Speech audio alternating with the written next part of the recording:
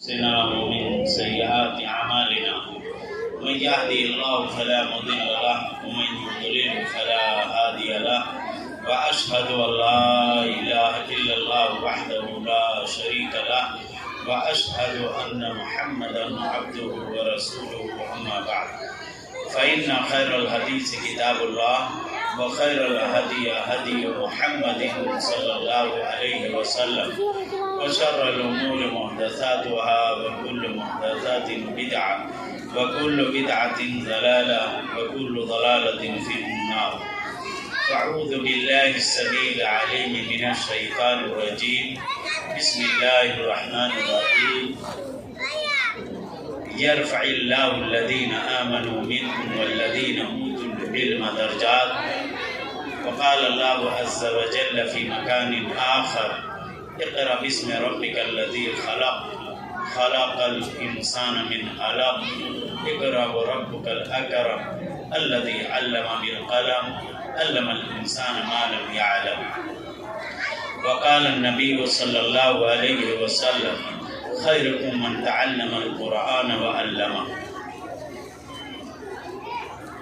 ہمارے اس پروگرام کے مہمان خصوصی عزت مآب عالی جناب عقیل احمد خان حفظہ اللہ اور اسٹیج پر تشریف فرما معزز و مقتدر علماء کرام، ہمارے سامنے بیٹھے ہوئے سامعین و سامعات و طلباء و طالبات، اللہ تبارک و تعالی نے قرآن مجید کے اندر ارشاد فرمایا ہے: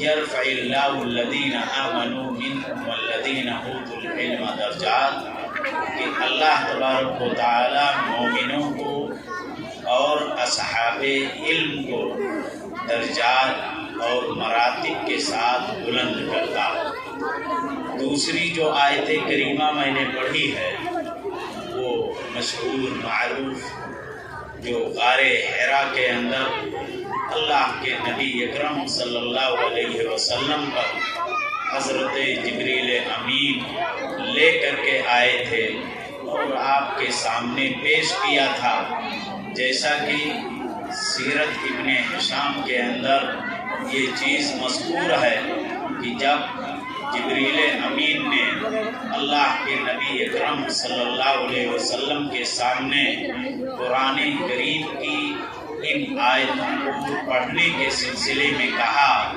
تو ابن ہشام نے اس بات کو واضح کیا ہے، لگتا ہے کہ حضرت جبریل امین کے سامنے ایک لوحہ رہا اور اس لوحہ کے اندر قرآن کریم کی یہ آیتیں لکھی ہوئی تھیں۔ پھر اس کے بعد حضرت جبریل امین نے کہا کہ آپ پڑھیے، تو اللہ کے رسول صلی اللہ علیہ وسلم نے فرمایا کہ ما انا بقاری، میں پڑھنے والا نہیں۔ اس طرح سے پہلی، دوسری اور تیسری دفعہ میں جبریل امین علیہ السلام نے دبوچا اور دبوچنے کے بعد پھر انہوں نے اپنی زبان سے ادا کیا: اقرأ باسم ربک الذی خلق، آپ اپنے اس رب کے نام سے پڑھیے جس نے انسان کو پیدا کیا۔ الذی خلق، خلق الانسان من علق، اور انسان کو گوشت کے لوتھڑی سے پیدا کیا۔ اور پڑھیے تمہارا رب بہت ہی زیادہ بزرگ والا ہے۔ اور الذی علم بالقلم، جس نے قلم کے ذریعے سے سکھلایا اور انسان کو وہ باتیں بتلائیں جو انسان نہیں جانتا تھا۔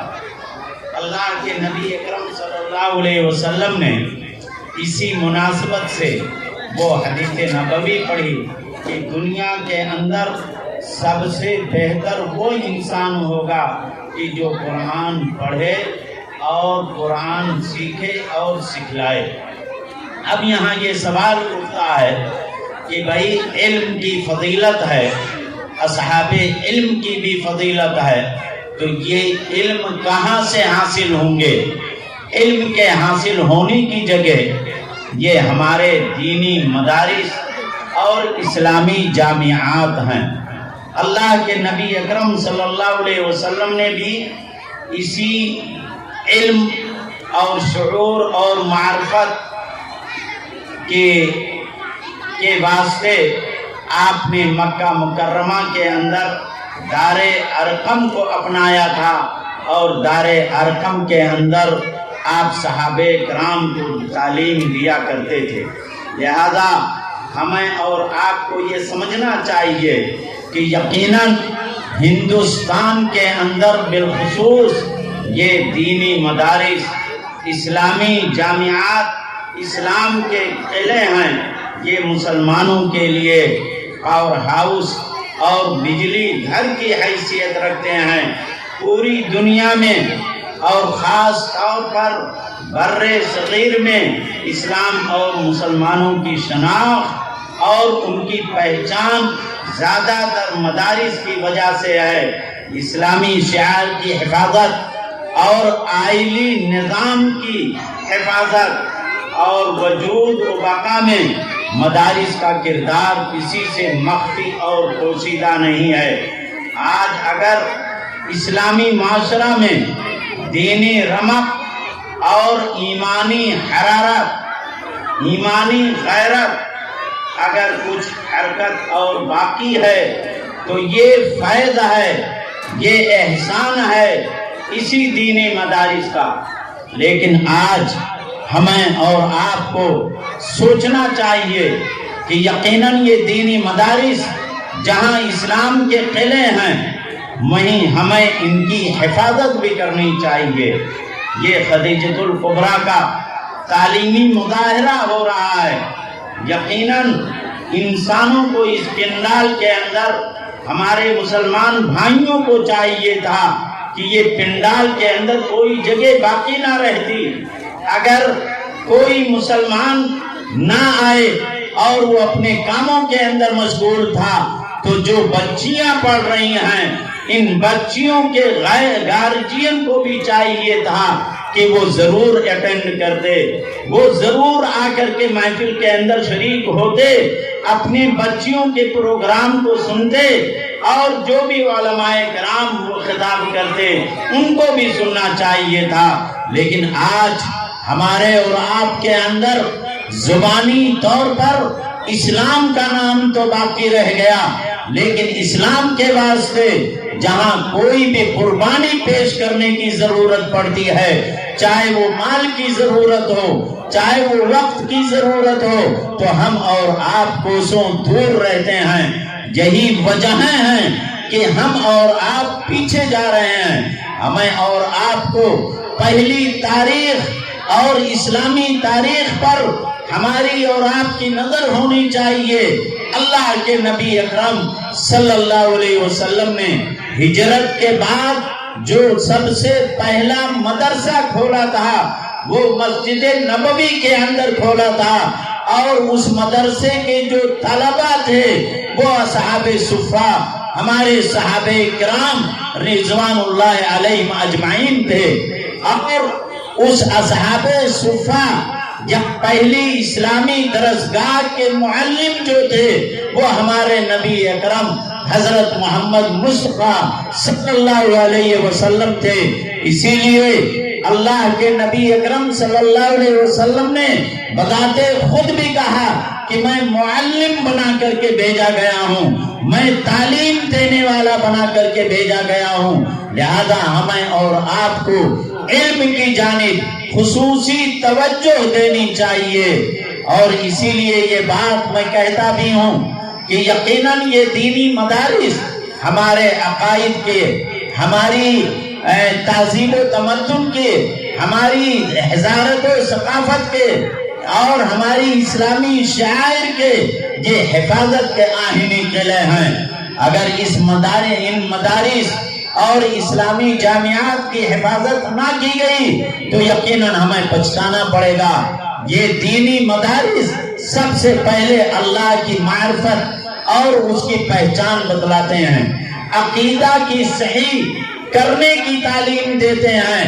یقین جانیے کہ عقیدہ کو وہ اہمیت حاصل ہے کہ جس طریقے سے ہمارے جسم کے اندر روح کو وہ مقام حاصل ہے، اگر یہی جسم جب تک جسم کے اندر جان ہے، ہماری افادیت ہے، ہمیں ہر طریقے سے ہر محفل کے اندر بلایا جائے گا، ہم لوگوں سے ملاقات بھی کریں گے، لیکن اگر جسم سے روح نکل گئی تو گویا کہ جسم کی افادیت بھی ختم ہو گئی، ہمارا تشخص، ہماری شخصیت بھی برقرار نہیں رہ گئی۔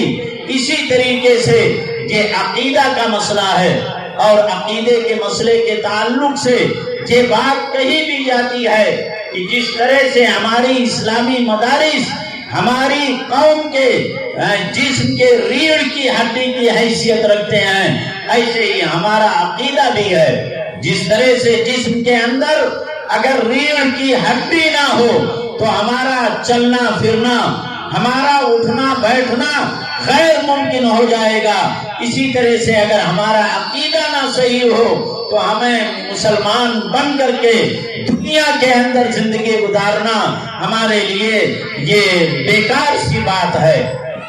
ہمیں اور آپ کو سوچنا چاہیے کہ عقیدے کے تعلق سے اللہ کے نبی اکرم صلی اللہ علیہ وسلم نے سب سے پہلی تعلیم دی تھی، اور جب معاذ بن جبل رضی اللہ عنہ کو یمن کی طرف گورنر بنا کر کے بھیجا تھا تو آپ نے کہا تھا انکا تاتی قوم من اہل الکتاب، آپ اہل کتاب قوم کے پاس جا رہے ہیں، لہذا آپ ان کو سب سے پہلے اس بات کی گواہی ہے یہ دعوت دینا کہ اللہ کے علاوہ کوئی معبود نہیں اور محمد صلی اللہ علیہ وسلم اللہ کے رسول ہیں۔ آپ نے سب سے پہلے عقیدے کی تعلیم دی، لہذا ہمیں اور آپ کو عقیدہ مضبوط کرنا چاہیے، اور عقیدہ یہ اسی وقت مضبوط ہو سکتا ہے کہ جب یہ ہماری دینی مدارس، ہمارے یہ اسلامی جامعات برقرار رہیں گے۔ میں آپ کو بتلاؤں کہ سعودی عرب کے جو بادشاہ ملک فیصل رحمہ اللہ گزرے ہیں، یقیناً وہ خدا ترس، متقی، پرہیزگار اور توحید پرست تھے۔ ان کا ایک بار اپنے پڑوسی ملک پاکستان جانے کا اتفاق پڑا، ان کو پڑوسی ملک نے دعوت دی تھی، اور اس وقت جو وزیر اعظم تھے وہ ذوالفقار علی بھٹو تھے۔ ذوالفقار علی بھٹو نے کہا ملک فیصل سے کہ آپ چلیں اور چل کر کے مزار پر آپ چڑھاوا چڑھا دیں، آپ سلام کر لیں۔ ملک فیصل نے کیا جواب دیا تھا؟ آج ہندوستان کے مسلمانوں کو وہی جواب دینا چاہیے تھا۔ ملک فیصل رحمہ اللہ نے کہا تھا کہ اے وزیر اعظم، اے ذوالفقار علی بھٹو، آپ سن لیں، اگر مجھے مزار پر جانا ہوتا تو ہمارے یہاں مدینہ النبی نے مدینہ منورہ کے اندر اللہ کے رسول صلی اللہ علیہ وسلم کا روضہ مبارک ہے، اور ہم وہیں مزار پر چلے جاتے، لہذا مزار پر جانے کی ضرورت نہیں ہے۔ آج مسلمان مدارس کا لحاظ نہ کرتے ہوئے اور صحیح مدارس کا انتخاب اپنے بچوں کے ذریعے سے انسان نہیں کرواتا ہے، اس ناطے سے اس کا عقیدہ بھی گڑبڑ ہو جاتا ہے، اور عقیدے کی گڑبڑ کی وجہ سے ہمیں اور آپ کو کیا ذلت و رسوائی کا سامنا کرنا پڑے گا، ہم اور آپ بذات خود اس بات کے مشاہد ہیں۔ اس لیے میں یہ کہنا چاہوں گا کہ یہ مدارس، یہ دینی مدارس جو ہماری اور آپ کے تہذیب اور تمدن، ہماری حضارت و ثقافت، ہماری اسلامی شعار کے تحفظ کے آئینی قلعے ہیں، ہمیں چاہیے کہ ہم ان کو زیادہ سے زیادہ مضبوط کریں، اور اسی طریقے سے یہ دینی مدارس قرآن کی تعلیم دیتے ہیں، اور قرآن کی تعلیم دینا یقیناً یہ سب سے عظیم دولت ہے۔ اللہ کے نبی اکرم صلی اللہ علیہ وسلم نے فرما بھی دیا ہے کہ یقیناً جو شخص قرآن کی تعلیم پائے گا وہ دنیا کا سب سے بہتر شخص ہوگا، اور یہ قرآن ہمارے اور آپ کے حق میں شفاعت بھی کرے گا۔ قرآن کی تلاوت یا قرآن کو ہر طریقے سے اس کو سمجھ کر کے پڑھنا یہ باعث عبادت ہے، اور قرآن جب ہمارا بچہ پڑھا رہے گا، ہمارے بچے اور بچیاں قرآن کی تعلیم سے مزین اور آراستہ رہیں گے تو یقیناً ہمارے مرنے کے بعد وہ ہمارے حق میں دعائیں کریں گے، رب ارحمہما کما ربیانی صغیرا۔ اور جب بچے قرآن کی تعلیم سے محروم رہیں گے تو یقیناً یہ دعا نہیں کر پائیں گے۔ آج افسوس کے ساتھ کہنا پڑتا ہے کہ ہمارے مسلمان، وہ مسلمان بھائی کہ جن کو اللہ تعالیٰ نے دولت سے مالا مال کر دیا ہے، وہ اپنے آپ کو جدید ماڈرن کے اندر اپنے آپ کو وہ شمار کرنے لگے ہیں۔ وہ مدارس اور مکاتب کی طرف اپنے بچوں کو شروع میں بھیجنا نہیں چاہتے ہیں، شروع ہی سے نرسری اور یہ مانٹیسری اسکولوں کی طرف بھیج دیتے ہیں۔ یقین جانیے اگر آپ نے اپنے بچوں کو شروع میں قرآن کی تعلیم دے دی، شروع میں عقیدہ ان کا صحیح کر دیا تو وہ پوری زندگی ان کا عقیدہ بھی صحیح رہے گا اور وہ قرآن کی تعلیم سے محروم نہیں ہوں گے۔ آپ کے مر جانے کے بعد آپ کے حق میں وہ دعائیں بھی کریں گے۔ اس لیے ہمارا اور آپ کا یہ فرض بنتا ہے کہ ہم مکاتب اسلامیہ اور دینی مدارس کی حفاظت کریں۔ اسی طریقے سے ہمیں اور آپ کو یہ بھی دیکھنا چاہیے کہ یہ دینی مدارس دہشت گردی کی تعلیم نہیں دیتا ہے۔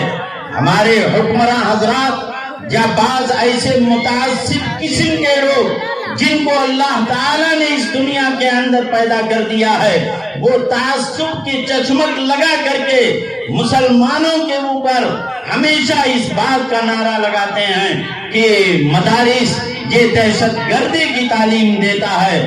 میں آپ کو بتلاؤں کہ ہمارے یہ دینی مدارس، ہمارا یہ مذہب اسلام دہشت گردی کی تعلیم نہیں دیتا ہے۔ عبداللہ ابن مسعود رضی اللہ تعالیٰ عنہ اس حدیث کے راوی ہیں، اللہ کے نبی اکرم صلی اللہ علیہ وسلم کسی غزوہ کے اندر جا رہے تھے، اور غزوہ کے اندر جاتے جاتے آپ ایک جگہ پڑاؤ ڈالے، آپ قضائے حاجت کے لیے چلے گئے۔ چند صحابہ کرام اٹھے اور چڑیوں کے بچوں کو چڑیے کے گھونسلے سے نکال لائے۔ جب آپ آئے تو دیکھا کہ چڑیا جب آئی گھونسلے کے اندر اپنے بچوں کو نہیں پایا تو نہ پانے کی وجہ سے چڑیا چہچہانے لگی، اپنا پر پھٹانے لگی۔ ایسے موقع پر اللہ کے نبی اکرم صلی اللہ علیہ وسلم نے حکم دیا صحابہ کرام کو کہ جس طریقے سے آپ کو اپنے بچوں سے محبت ہے، اسی طریقے سے چڑیے کو اپنے بچوں سے محبت ہے، لہذا ان کے بچوں کو واپس کر جاؤ۔ یہاں اس واقعے سے ہمیں یہ ثبوت ملتا ہے کہ یقیناً اللہ کے نبی اکرم صلی اللہ علیہ وسلم نے انسانوں کو نہیں بلکہ چرند پرند اور تمام جانوروں کے لیے دہشت گردی کبھی بھی نہیں قبول کیا ہے۔ ہم اور آپ بارہا سنے بھی ہوں گے، بخاری کی روایت ہے کہ ایک زانیہ فاحشہ بدکار عورت نے ایک کتے کو پانی پلا دیا، ایسا جانور کہ وہ جانور اگر برتن کے اندر منہ ڈال دے تو 7 مرتبہ دھلا جاتا ہے۔ ایسے کتے کو پانی پلانے کی وجہ سے اللہ تبارک و تعالیٰ اتنا خوش ہوا کہ اللہ تعالیٰ نے اس زانیہ کو، فاحشہ کو بخش دیا۔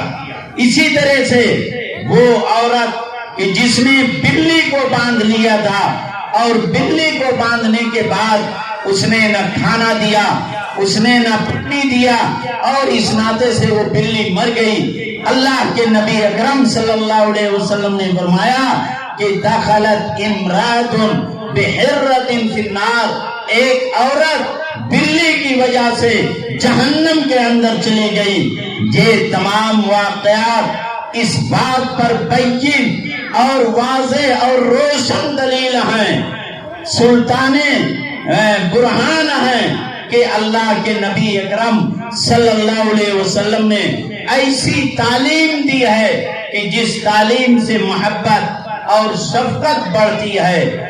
اور یہ ہمارے دینی مدارس کے اندر تعلیم حاصل کرنے والے طلبہ اور طالبات یقیناً دوسروں کے بالمقابل یہ خدا ترس بھی ہوتے ہیں، شفقت و رحمت کا مادہ بھی زیادہ ہوتا ہے۔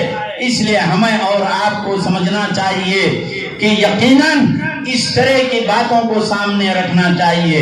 اسی طریقے سے میں آپ لوگوں کو یہ بھی بتلا دوں کہ یہ ہمارے اسلامی مدارس، اسلامی جامعات، جہاں اور بہت ساری چیزوں کی نشو و نما ہوتی ہے اور طلبہ اور طالبات کو پروان چڑھاتے ہیں، اسی دینی مدارس سے اسلامی اسکالر اور صحافی بھی نکلتے ہیں۔ آپ لوگوں نے سنا بھی ہوگا کہ جب شیخ الاسلام علامہ ثناء اللہ امرتسری رحمہ اللہ کے زمانے میں ایک آریہ نے اللہ کے نبی اکرم صلی اللہ علیہ وسلم پر غلط اعتراض کیا تھا اور افواہ اور خرافات سے اپنی کتابوں کو بھر دیا تھا اور اللہ کے نبی اکرم صلی اللہ علیہ وسلم کو غلط الفاظ سے تعبیر کیا تھا، یہاں تک کہ اس نے ایک کتاب رنگیلا رسول لکھ ڈالا تھا۔ اس کا جواب، اگر یہ دینی مدارس نہ ہوتے تو شیخ الاسلام علامہ ثناء اللہ امرتسری رحمہ اللہ کیسے وہ تعلیم پائے ہوتے؟ انہوں نے رنگیلا رسول کا جب جواب دیا اور دندانے شکن جواب دیا، ایسا مسکت جواب دیا کہ اس آریے نے یا دیگر آریوں نے آج تک نبی اکرم صلی اللہ علیہ وسلم پر کوئی کتاب نہیں لکھ پائے۔ شیخ الاسلام علامہ ثناء اللہ امرتسری رحمہ اللہ نے جو جواب دیا تھا وہ مقدس رسول کی شکل میں جواب دیا۔ انہوں نے رنگیلا رسول لکھا تو شیخ الاسلام علامہ ثناء اللہ امرتسری رحمہ اللہ نے مقدس رسول لکھ کر کے اللہ کے نبی اکرم صلی اللہ علیہ وسلم کے اوصاف حمیدہ اور آپ کی خوبیوں کو بیان کیا کہ اللہ کے رسول صلی اللہ علیہ وسلم کس قسم کے انسان تھے۔ لہذا یہ ساری کی ساری معلومات، یہ ساری کی ساری معرفت اور جانکاری یہ اسلامی مدارس سے ہوتے ہیں۔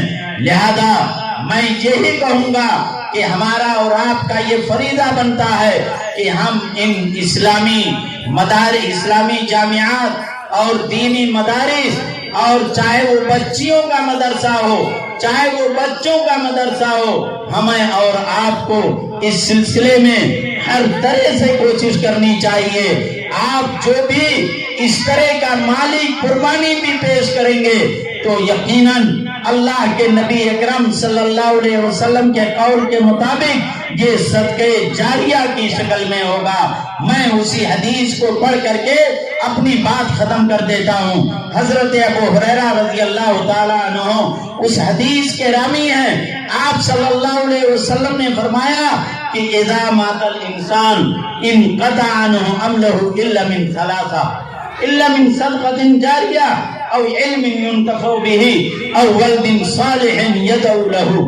اللہ کے نبی اکرم صلی اللہ علیہ وسلم نے فرمایا تھا کہ جب انسان مر جاتا ہے تو مرنے کے بعد عمل کا سلسلہ منقطع ہو جاتا ہے، نہ وہ عمل کرے گا نہ وہ ثواب پائے گا، مگر آپ نے 3 چیزیں ایسی بتلائیں کہ جس کے عمل کا گرچہ آپ عمل نہیں کریں گے لیکن ان کا ثواب آپ کو قبر کے اندر اور جہاں بھی مدفون ہیں اللہ تبارک و تعالی آپ کو اس کا ثواب پہنچاتا رہے گا. آپ شہر خاموشہ کے اندر گرچہ ہیں لیکن آپ کو اس کا ثواب ملتا رہے گا.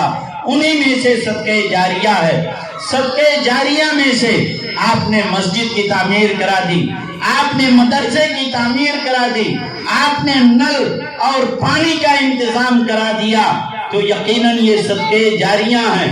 آپ شہر خاموشہ میں اپنا مسکن بنا لیں گے لیکن جب تک یہ مدرسہ آباد رہے گا, مدرسے کے اندر بچے اور بچیاں تعلیم حاصل کرتے رہیں گے, آپ کو اس کا ثواب ملتا رہے گا. لہذا ہمیں اور آپ کو وہی کام کرنا چاہیے کہ ہمارے مرنے کے بعد بھی ہمیں ثواب ملتا رہے. تو یہ ایک پہلا عمل. دوسرا عمل بتلایا کہ علم ينتفع به, کہ ایک ایسا علم کہ جس کے ذریعے سے لوگ فائدہ اٹھائیں. اگر کوئی شخص استاذ ہے, استاذ کی شکل میں بچوں اور بچیوں کو تعلیم سے مزین کیا, وہ بچے اور بچیاں بھی اگر موجود ہیں, دنیا کے اندر استاذ کا انتقال ہو گیا, بچے اور بچیاں اگر نیک کام کر رہی ہیں تو یقیناً جتنا ثواب ان کو ملے گا اتنا ہی ثواب پڑھانے والے کو بھی ملے گا. جہاں آپ نے کوئی کتاب لکھ دی اور کتاب کے ذریعے سے کوئی شخص فائدہ اٹھا رہا ہے تو یقیناً اس کا ثواب بھی آپ کو ملتا رہے گا. اور تیسری چیز, ولد صالح یدعو لہ, ہماری اور آپ کی کمائی دنیا کے اندر سب سے عظیم کمائی اولاد کی شکل میں ہوا کرتی ہے. اگر اولاد ٹھیک ہے, نیک ہے, تو یقیناً وہ ہمارے لیے صدقہ جاریہ ہیں. اگر اولاد بری ہے تو یقیناً وہ ہمارے لیے جانے وبال ہیں. اولاد کے ٹھیک ہونے کے لیے, اولاد کو اچھا اور نیک بنانے کے لیے ہمیں اور آپ کو دینی مدارس کی طرف رخ کرنا پڑے گا. تو آپ نے فرمایا کہ نیک لڑکا جو آپ کے لیے دعا کرے. جب لڑکا قرآن کی تعلیم سے مزین رہے گا, اسلام کتاب و سنت کی روشنی میں زندگی گزارے گا, نماز کی مواظبت اور مداومت کرے گا, نماز کی پابندی کرے گا, تو یقیناً جب بھی اس کا ہاتھ اٹھے گا اللہ کے حضور, تو اللہ کے حضور اٹھنے کے بعد سب سے پہلے ضرور وہ اپنے والدین کے حق میں دعا کرے گا, رب ارحمہما کما ربیانی صغیرا. یقیناً یہ انسان کے لیے اولاد یہ سب سے بڑی کمائی ہوتی ہے. اس لیے میں گزارش کروں گا کہ اللہ تبارک و تعالی ہم تمام لوگوں کو اسلامی مدارس, اسلامی جامعات سے تعلق ربط ہمیشہ جوڑنے کی توفیق بخشے, اور جب تک دنیا کے اندر رہیں ہم نیک عمل کریں اور ہمیشہ نیک عمل کرنے کی توفیق بخشے. آمین یا رب العالمین. السلام علیکم ورحمۃ